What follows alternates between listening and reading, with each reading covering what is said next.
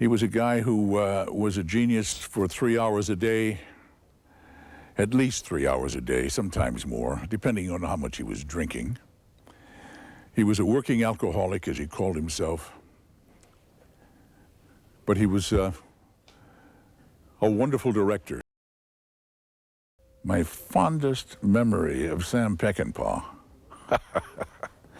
I have one memory of him that was, I don't know whether it was the fondest, but it was probably a change in his life. We were editing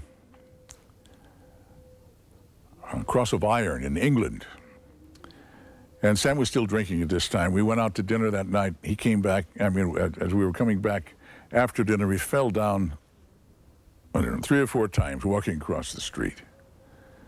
And I was so embarrassed for him. I was pissed off at him. I was angry. And I said, okay, Sam, I'm not going to pick you up. You know, fortunately, the other people picked him up and carried him up. But I said, I don't want to talk to you anymore. And the following day, he was living in an apartment above me. And I had the kind of basement apartment. He came down and with a bottle of sherry and put it right in the middle of the room. And went over at the end of the room and sat down. He was at one end of the room, and I was at the other end of the room. I said, what do you want, Sam? And he said,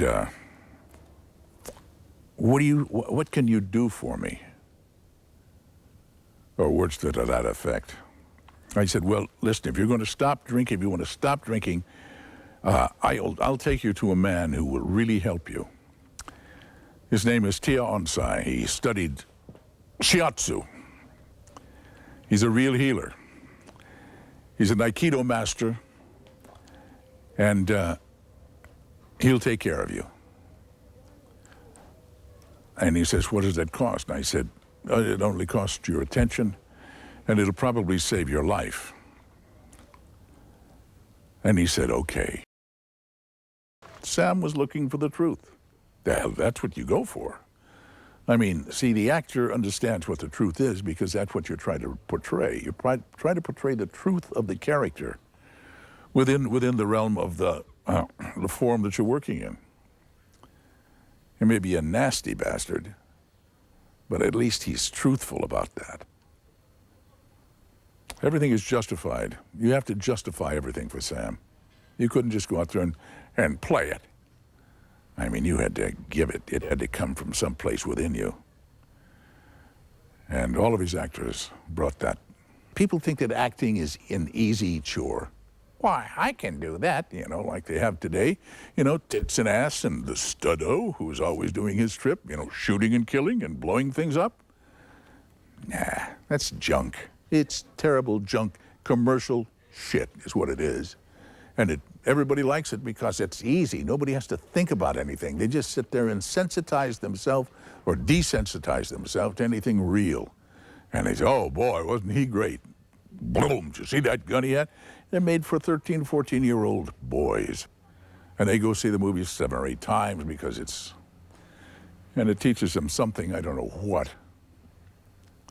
But Sam's films were never like that. They were always looking for something special. Producers, etc., who didn't trust him at all, simply because they couldn't control him. If you had Sam Peckinpah doing your film, he was going to do a Sam Peckinpah film. He wasn't going to do a Jerry Bressler film or a 20th Century Fox film or a Columbia film. He was going to do a film by Sam Peckinpah, which is the reason that you hired him in the first place. Sam would show the reality of violence in the Cross of Iron, in The Wild Bunch, Pat Garrett, Billy the Kid, even The Ballad of Cable Hogue, which is probably the closest film to Sam that I know of. He was the real Cable Hogue.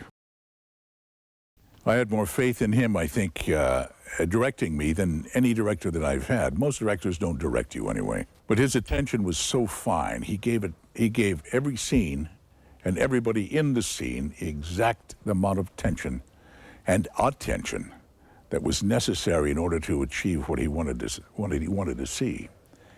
He knew how to do that. He knew how to bring something out of an actor that even the actor didn't know was there. He chose interesting stories to tell, and he was a definite storyteller, something that we don't have today, many of. Today we have action films, not films with action. Sam was probably accused of too much violence. He was a man of nonviolence. He wanted to show violence the way it was in order to achieve nonviolence. Sam gave you an opportunity to practice your own consciousness through the ability to act it. You created a character that was interesting,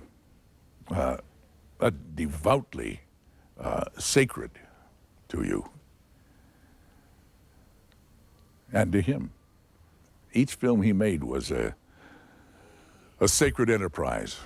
He devoted not only his time and attention, but his heart and his being to each of those films. Some of them were worth it, some of them weren't, but they were all interesting films.